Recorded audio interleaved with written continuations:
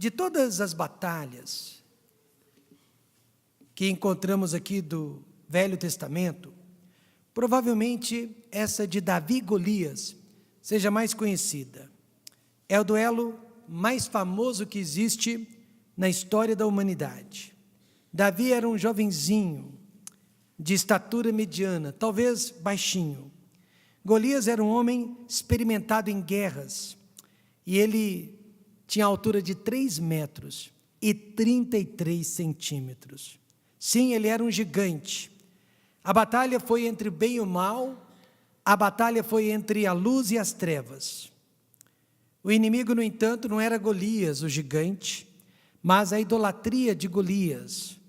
O inimigo não era os filisteus, mas Satanás, que estava agindo por detrás dos filisteus, querendo oprimir e destruir o povo de Israel.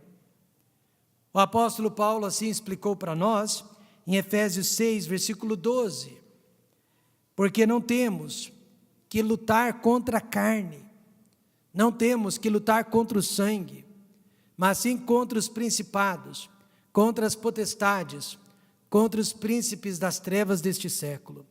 Meus amados irmãos, eu fui libertado há muitos anos, quando descobri esta grande verdade, que durante toda a minha vida, quer seja no ministério, quer seja na vida secular, e quer seja dentro de casa, eu jamais teria que lutar contra o ser humano, eu jamais teria que me preocupar com o ser humano, que eu jamais teria por inimigo uma pessoa de carne e osso como eu. Eu aprendi há muitos anos, e eu fui libertado há muitos anos com esta verdade, que os únicos inimigos que eu tenho são estes, inimigos espirituais, e não inimigos de carne e osso. A igreja não está aqui neste mundo para combater as pessoas.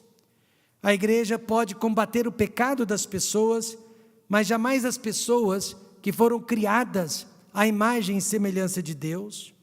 E a única arma da igreja verdadeira é a pregação e o ensinamento da pura palavra de Deus. Não é a espada e nem o canhão. O crente tem apenas 3 inimigos neste mundo. E o nosso próximo, quer seja o seu cônjuge, um de seus filhos, seus pais, quer seja um de seus parentes, colegas de trabalho ou mesmo irmãos de igreja, não faz parte da lista.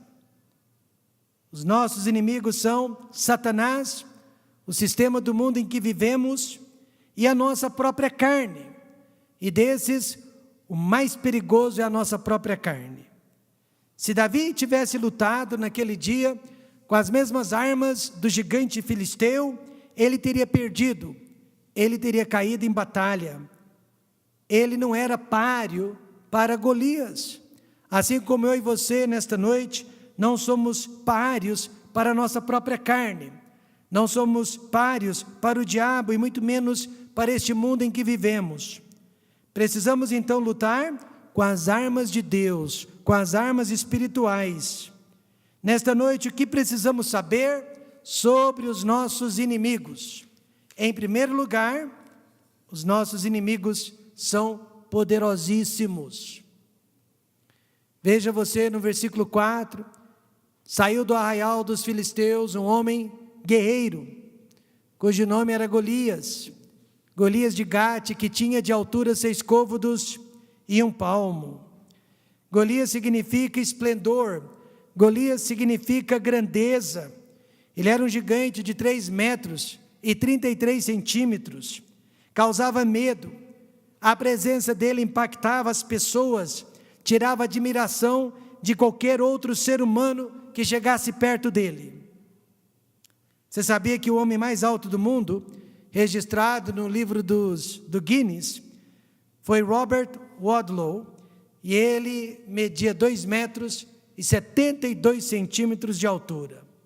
Ele morreu em 1940, e o seu caixão foi construído especialmente para ele, e era de 3 metros e 26 centímetros.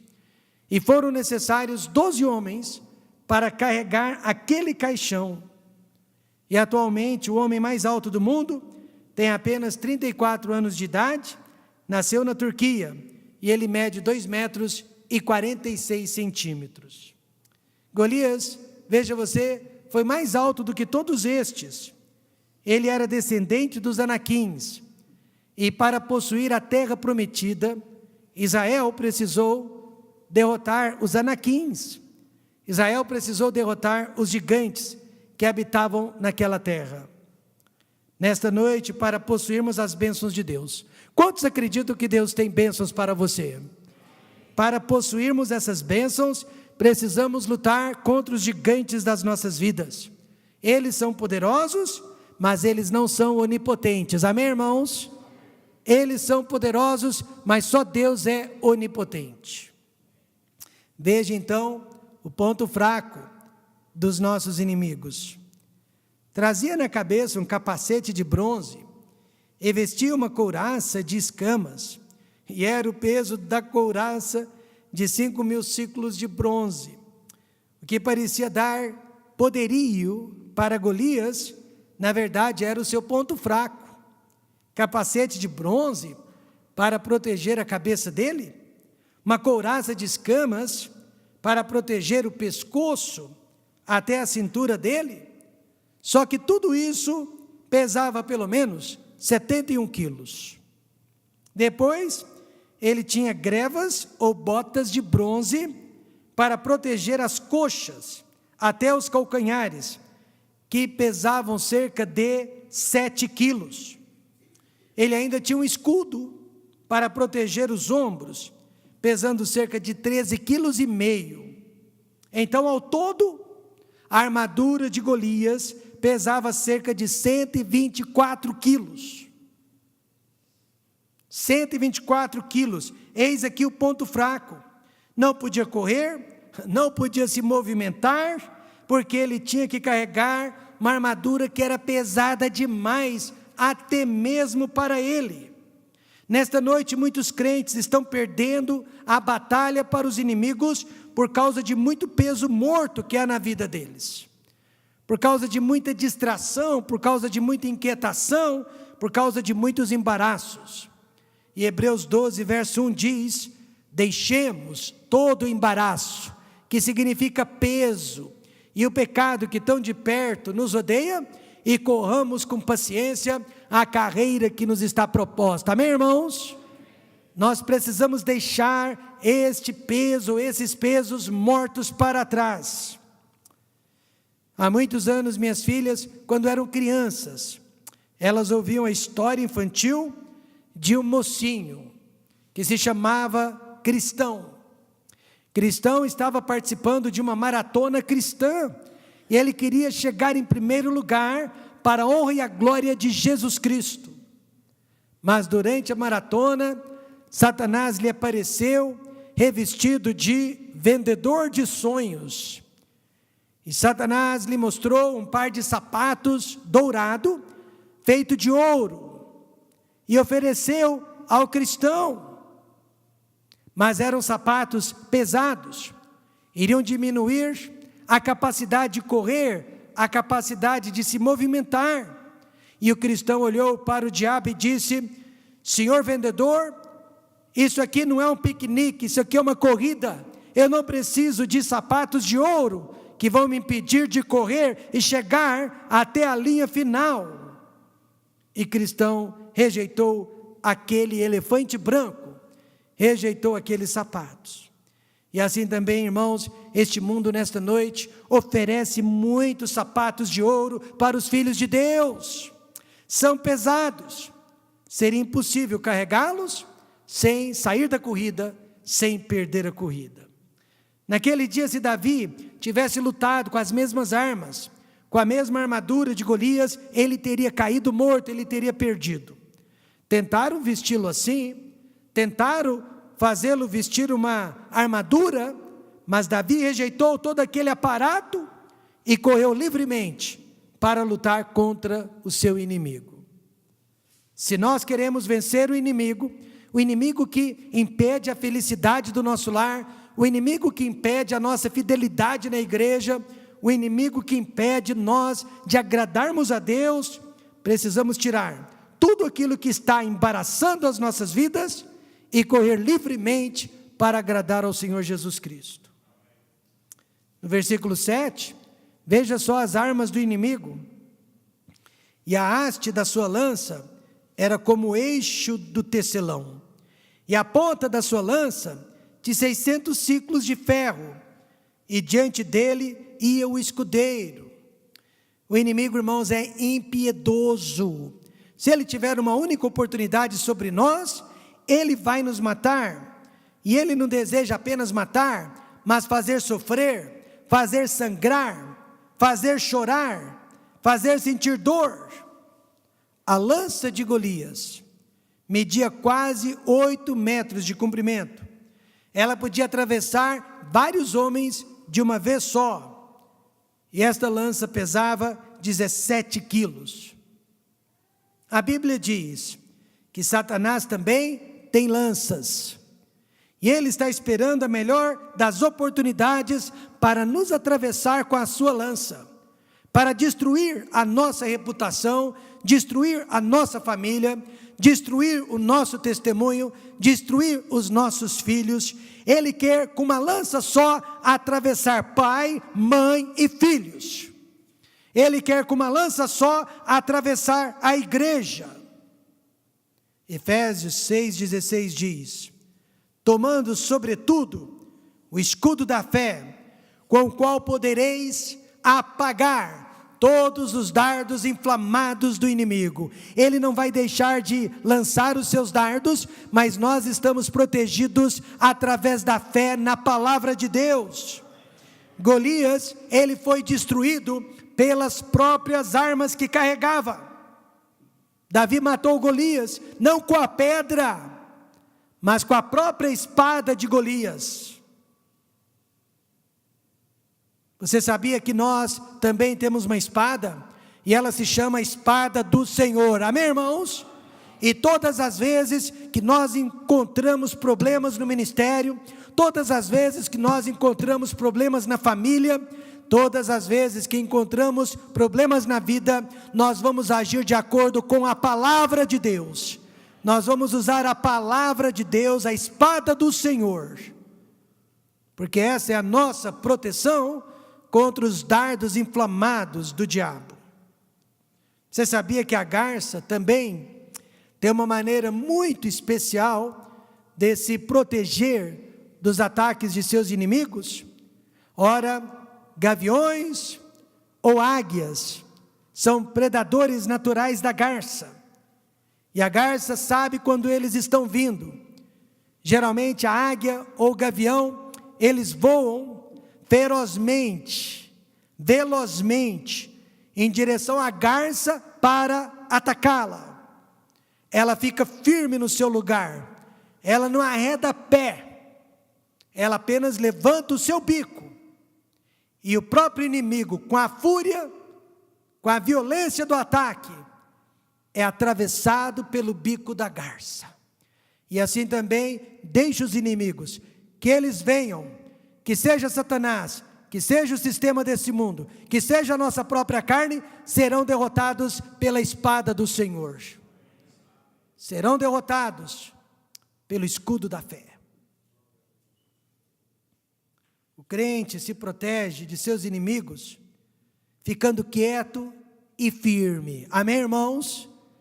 Quieto e firme, confiando na palavra de Deus, que é a espada do Senhor. Quanto mais furioso o inimigo voar contra nós, mais fatal será a queda dele. Efésios 6,14 diz: estai, pois, firmes, tendo cingidos os vossos lombos com a verdade e vestida a couraça da justiça.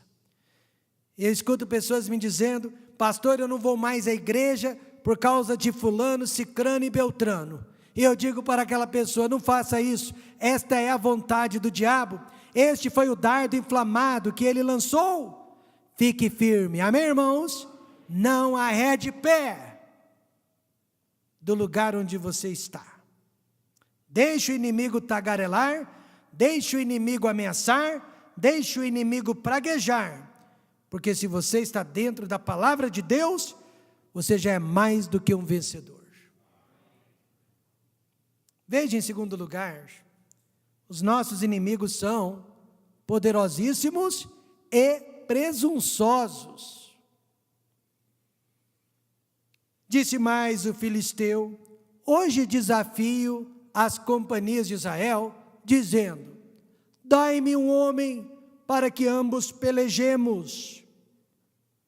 Por causa de seu tamanho, por causa de sua força avantajada, Golias já se considerava invencível, já se considerava vencedor.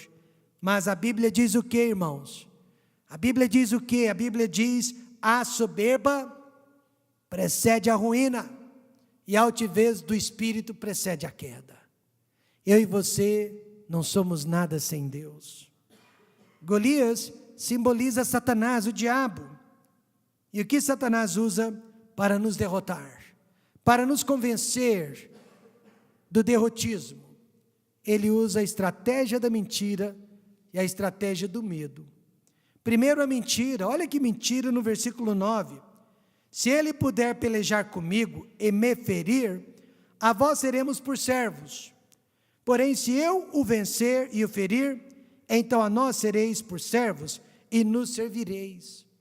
E nos servireis. Ele só fez esta proposta, porque ele tinha 100% de certeza, ele estava 100% convencido que ninguém jamais poderia vencê-lo.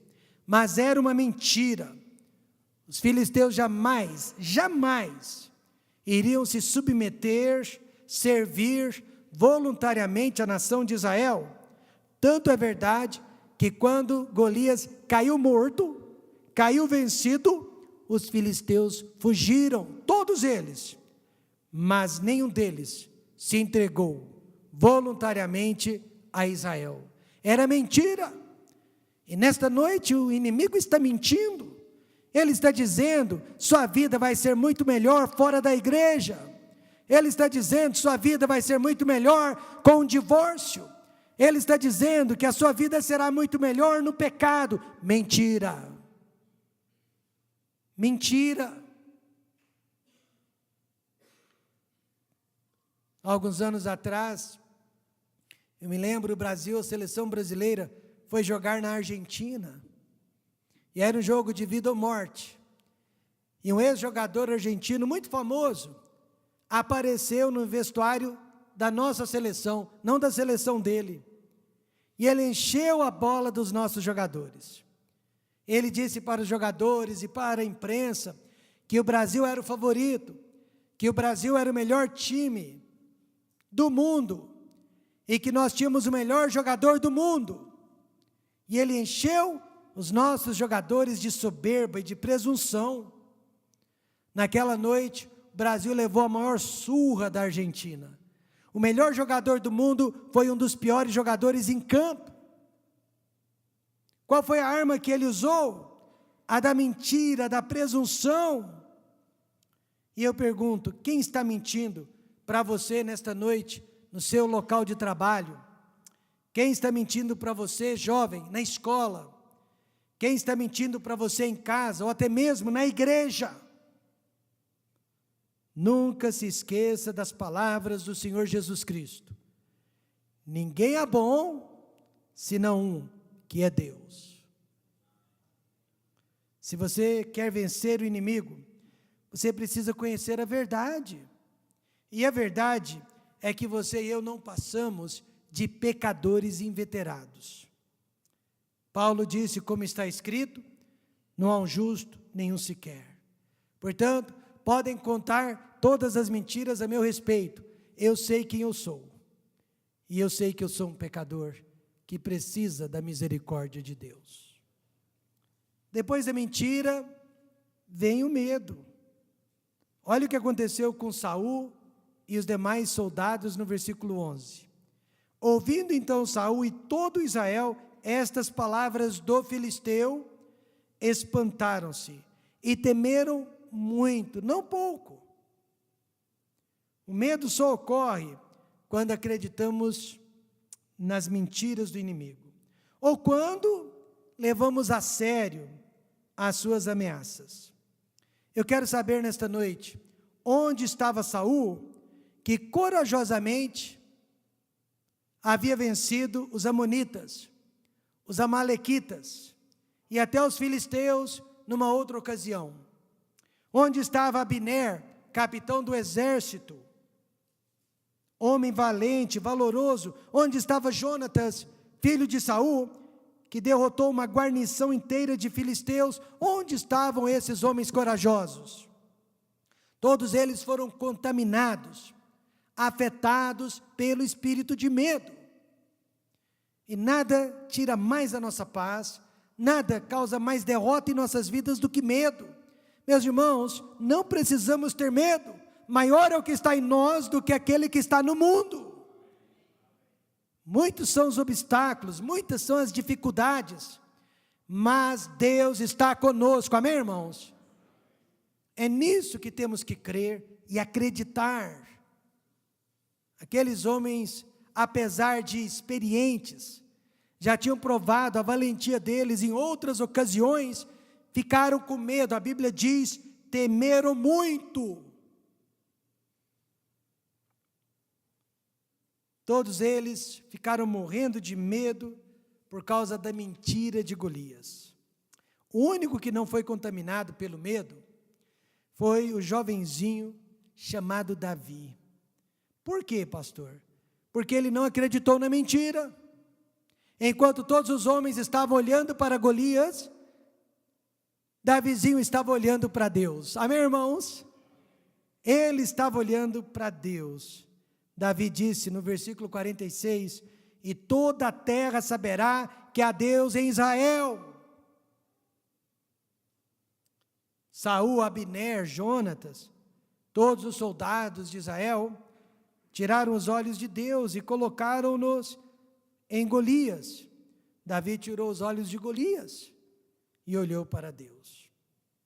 Meus irmãos, quando tiramos os olhos dos homens e das circunstâncias e olhamos para Deus, o medo cessa, o medo acaba.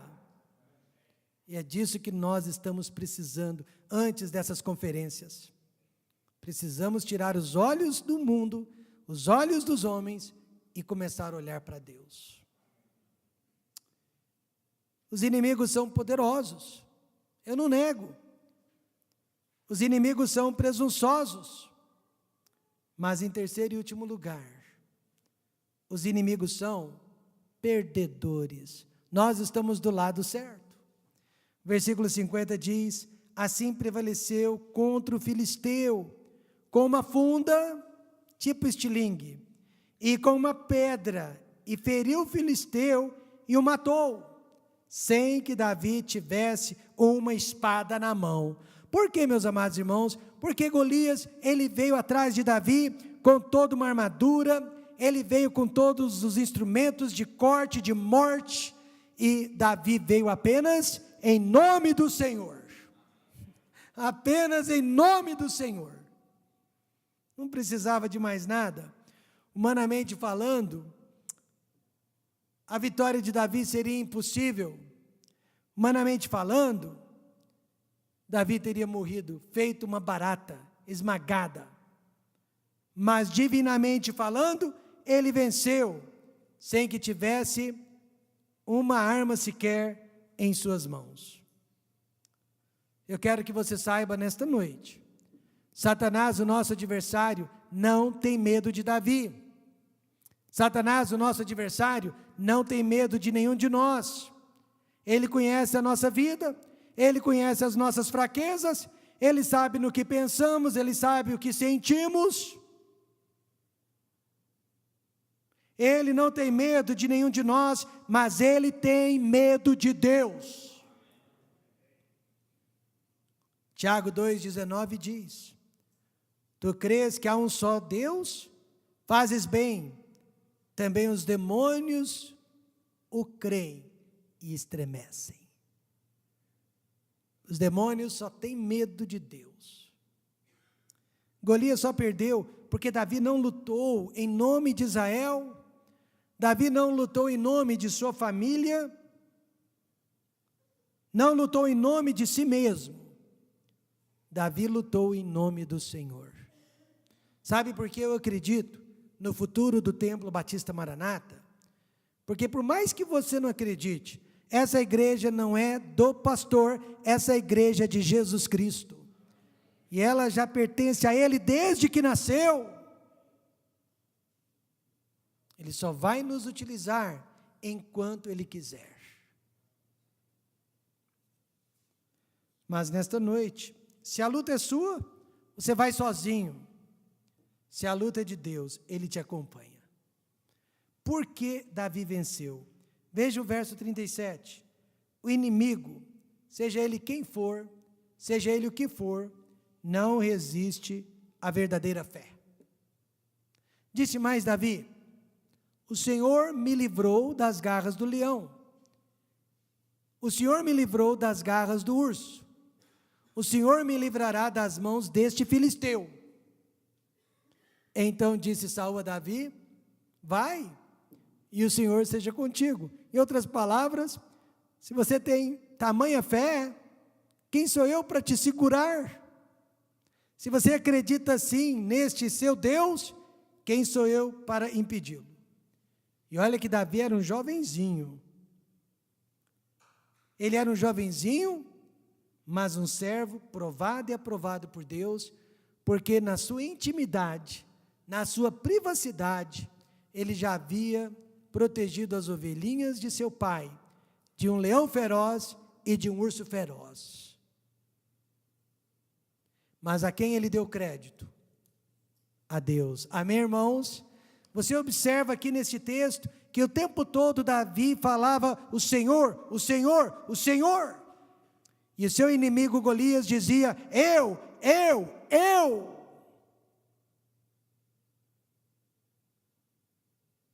Davi só pensava em Deus. Golias só pensava em si mesmo. Fé é não se esquecer do que Deus fez ontem. Amém, irmãos? Ontem Deus me usou para matar um leão, Deus me usou para matar um urso. Eu não sei quem são os inimigos de hoje, e muito menos de amanhã. Digo as situações que irão surgir, mas eu só sei que Deus já venceu todo e qualquer tipo de inimigo, que já apareceu e que há de aparecer em nossas vidas. Nós só perdemos quando lutamos sozinhos, quando lutamos com as armas da carne, com as armas da sabedoria humana, mas quando lutamos com as armas do Espírito, a vitória é certa. Parecia um caso impossível. Marido foi apanhado em adultério. A esposa queria se divorciar e ela tinha base bíblica para isso. Os pais da esposa queriam que ela se divorciasse, até os filhos, adolescentes, estavam favorecendo o divórcio. Amigos diziam que ela devia se divorciar, mas o caso parou no meu escritório. E eu disse, sim, você tem o direito de se divorciar, mas a Bíblia sugere que você perdoe e que ele se arrependa. Graças a Deus, ela o perdoou porque ele sinceramente se arrependeu. Hoje aquele casal ainda está junto e criaram os seus filhos no caminho e para a glória do Senhor. Precisamos, irmãos, confiar nesta palavra. Ela funcionou no passado, ela funciona no presente também. Amém, irmãos? Davi venceu Golias porque tinha fé em Deus. Nenhum inimigo resiste à fé verdadeira. E além disso, o inimigo não resiste à verdadeira humildade. Eu digo verdadeira porque há humildade falsa. Não é isso? Ontem o Geraldo me contou um caso engraçado. Numa reunião lá da selva, da floresta, disseram para o sapo que no céu boca grande não entra. Quem fala demais não entra, quem tem a boca grande não entra. O sapo disse: justo. Exatamente. Existe a falsa humildade, irmãos. E olhando o filisteu e vendo a Davi, olha o que o gigante fez. O desprezou, porquanto era moço, ruivo e de gentil aspecto. Vai me dizer que você nunca desprezou alguém no seu coração. Há muitos anos, veio esse pregador na nossa igreja, ele era missionário. E, irmãos, você não dava um centavo para ele. Do jeito que ele se vestia, pele manchada pelo sol, trabalhador braçal, você diria, aquele homem, ele deve matar a gramática portuguesa. Entende? A primeira aparência, né? A primeira impressão é a que fica. E a primeira impressão não foi boa. Mas quando aquele moço subiu atrás do púlpito, abriu a palavra de Deus, ele era como o anjo do Senhor. Irmãos, ele pregava com humildade, com poder, com fervor, com sabedoria, com conteúdo. Naquele dia parece que a igreja inteira respondeu ao apelo e foi para a frente. Porque o homem estava cheio do Espírito Santo de Deus. Por isso, nesta noite, não importa o que o inimigo ache de nós, o importante é o que Deus sabe de nós. Na aparência, Davi era desprezível mesmo. Ele era menino, ele era ruivo, ele era franzino. Mas quando estava sozinho, ele era poderoso diante de Deus. Golias julgou o exterior de Davi, mas não sabia que por dentro de Davi era um gigante.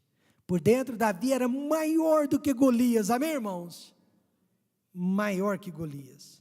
Se ele soubesse, ele teria fugido de medo de Davi.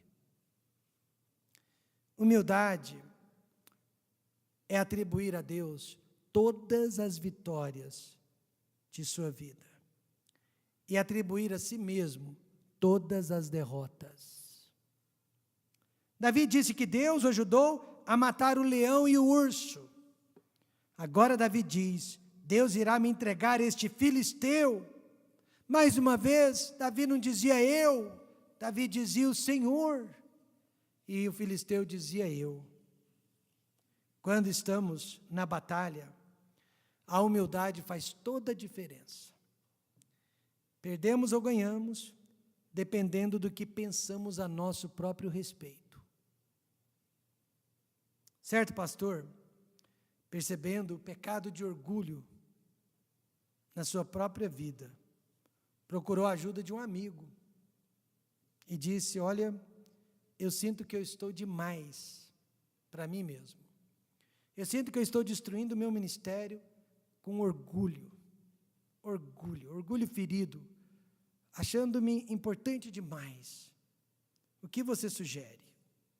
O amigo aconselhou: se vista como um desses compradores de ouro que tem no centro da cidade. Coloque uma placa na frente e atrás. E escreva nesta placa, na frente e atrás, o plano de salvação, o mapa de Romanos. E depois vá para o shopping center mais popular, de maior concentração da cidade. O pastor se vestiu então como comprador de ouro, colocou a placa e foi para o shopping center maior da cidade. Passou o dia inteiro lá, chamando a atenção das pessoas, de sobre si, com aquela placa, com um plano de salvação. Finalizou o dia, foi para casa. Mas quando chegou em casa, no final da tarde, ele pensou: acho que ninguém na cidade teria coragem de fazer o que eu fiz. Colocou tudo a perder. Colocou tudo a perder. Lá se foi a humildade dele. Lá se foi a lição que ele deveria ter aprendido. Meus irmãos, Davi venceu Golias porque ele não ficou pensando em quem ele era. Ele não ficou pensando que era melhor que os seus irmãos. Ele não ficou pensando que era melhor que Saul, Abner e Jonatas. ele simplesmente ficou pensando em Deus. E assim também, nós não cantamos pensando nos outros que cantam, nós não pregamos pensando nos outros que pregam, nós não frequentamos a igreja pensando nos outros que frequentam, nós fazemos tudo isso pensando em Deus. O segredo é pensar apenas em Deus. O que for melhor para Deus, certamente será o melhor para nós. Amém, irmãos? Veja o que diz 1 Coríntios 10, 31. Portanto, quer comais, quer bebais, ou façais outra coisa qualquer, fazei tudo para a glória de Deus. Recentemente alguém me perguntou, pastor, como que eu posso ajudar um crente desanimado? Me dê um exemplo. Alguém que não queira mais vir à igreja. Pergunte para esse crente, o que Deus está achando disso? O que Deus está achando disso? Alguém que esteja pensando em abandonar o cônjuge, o que Deus está achando disso? Ou alguém que esteja pensando em se prostituir, o que Deus está achando disso? Coloque Deus na frente dessas pessoas. Não coloque a igreja, não coloque o pastor, não coloque a si mesmo. Coloque sempre Deus, porque tudo que nós fazemos ou deixamos de fazer, ou é para Deus, ou é contra Deus. Quem é Golias provocando você nesta noite? Seja quem for, ou seja o que for, né? Não é uma pessoa de carne e osso, meus amados, mas é uma força por detrás daquela pessoa. Pode ser o próprio mundo, pode ser o próprio diabo, ou pode ser a sua própria natureza pecaminosa, que nós chamamos de carne. Então, nesta noite, não fique lutando contra os inimigos errados. O inimigo pode ser poderoso, pode ser presunçoso, mas ele é um derrotado, porque nós estamos do lado de Deus. Nesta noite, se você está cansado de derrotas, muitas derrotas, mude a tática, entregue a sua luta nas mãos de Deus, tenha fé e tenha humildade. E eu termino com as palavras de Paulo. Romanos 8, 37. Mas em todas estas coisas, somos mais do que vencedores, por aquele que nos amou. Quem são os gigantes hoje? Que estão te causando medo, que estão te derrotando, que estão te matando aos poucos, que estão te humilhando e roubando as bênçãos de Deus de sobre a sua vida. Quem são eles? Venha derrotá-los nesta noite, em nome de Jesus.